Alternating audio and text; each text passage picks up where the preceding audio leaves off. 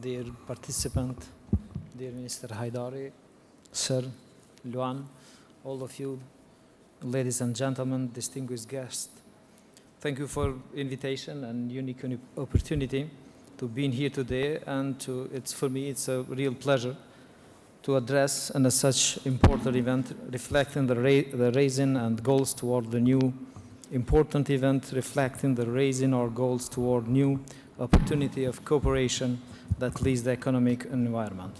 We are living in the condition, in the time, that being, for example, in the field, in the agriculture sector, despite in the private or the institution, is the most difficult time, taking consider that effect that have had pandemic, COVID-19, the period of the pandemic, and after that, the impact that have the crisis in the energy, and recently the aggression of Russia and the Ukraine. This makes many difficulties, especially, for example, for the inputs of that the farmer and the producer have in the agriculture sector. Despite them, we as a government, we have made many reform and measures that improve all the indicators regarding the productivity, because the previous presentation was very impressive and interesting, where we speak for productivity. So despite those many challenges that we faced during this period, we arrived, for example, to increase the productivity in our country in agriculture sector. Since I became a minister, we have arrived to increase for more than 94% the export of goods and products of agriculture sector, and most of them are, or around 60% of them are dedicated for the CEFTA countries, because we are speaking in this conference for the needs for cooperation, for much more cooperation between the Western Balkan country. Another issue that is important to emphasize is that as the Luan present, the agriculture is one of the three main pillars of sector for economic development in our country. The agriculture sector contributes around from 8 to 10% of GDP, and as that figure out that could reach up to 15% of the food industry sector, that also is considering. With the territory around, our territory around 40% is covering by high quality of agriculture land, and on other hand, with the forest, and it's a great and incredible opportunity to develop our country. And despite we have increasing a lot the planting of our lands, still it's many issues to do in order to address our achievement that we have, because I'm speaking because in this perspective, because we still have an arable land that is not used in the agriculture sector, and for that is very important. Also, despite the investing in the human resource, also in the technology, for what we are working hard in this direction. For another indicator that is very important to present here is that on the last 3 years, is around 27% are increase in the population, the participation of population in the agriculture sector, and we have increased in the planting of for all the crops. For example, if we speak for the cereals, we have increasing for more than 60% last year the percentage of the planting of area and working in our lands. Together with the Western Balkan country, we have demonstrated that our cooperation is a path to significant achievement, and the trade balance of the agriculture sector is the best example that we can present here.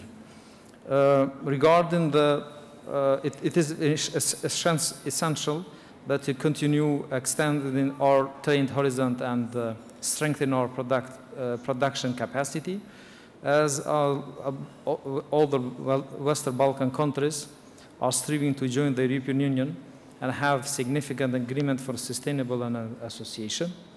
This offers the excellent opportunity for us to enhance our competitive capacities in market of over 500 million people, where we can now freely export without custom duties. We must focus on eliminating any barriers that hinder the growth of the regional cooperation. often manifesting the challenges like unrecognized documents and goods at border, or unfair competitive politics against products moving from one country to others. In this case, I'm speaking for the products that go from our country to our neighbors, Serbia.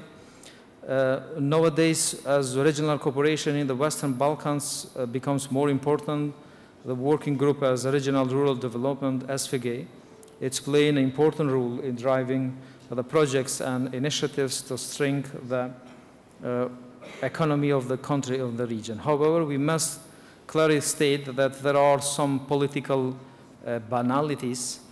For example, we as a Kosovo cannot travel across at all Western Balkan countries, but when it's come to the traveling, for example, to the Bosnian Herzegovina, we must overgo through many bureaucratic procedures and banal obstacles, because we need as a citizen, as a private sector, to obtain a visa. That it's a paradox, and that's damage the way of cooperation to the country in our region.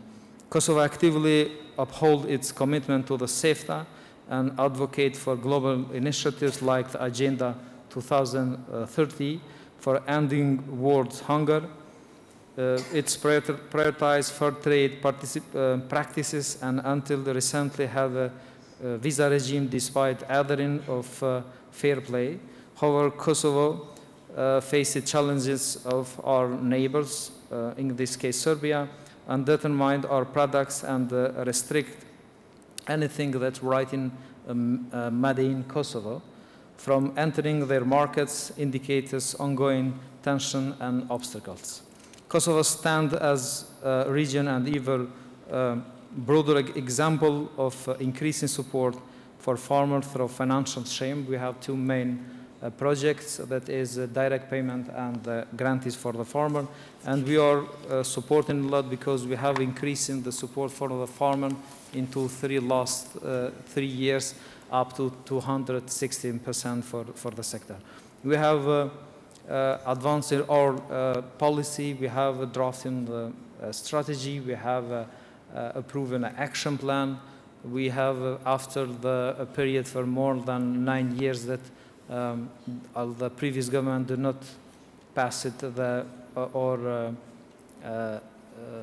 the laws, we have working hard in advancing the legislation that is very important. And at the same time, we have very good cooperation with international interlocutors and organizations. Just for example, last year, we arrived, for example, to sign a memorandum of understanding and to gain more than 26 million euro supporting for agriculture sector. That is a significant step toward our economy.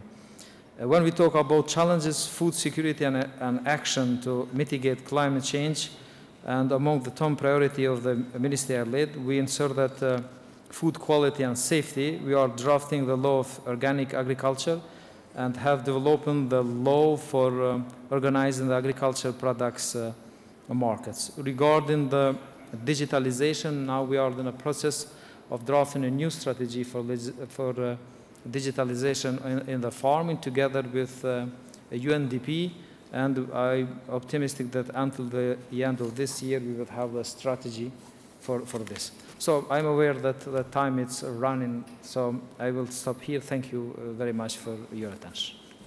Thank you very much.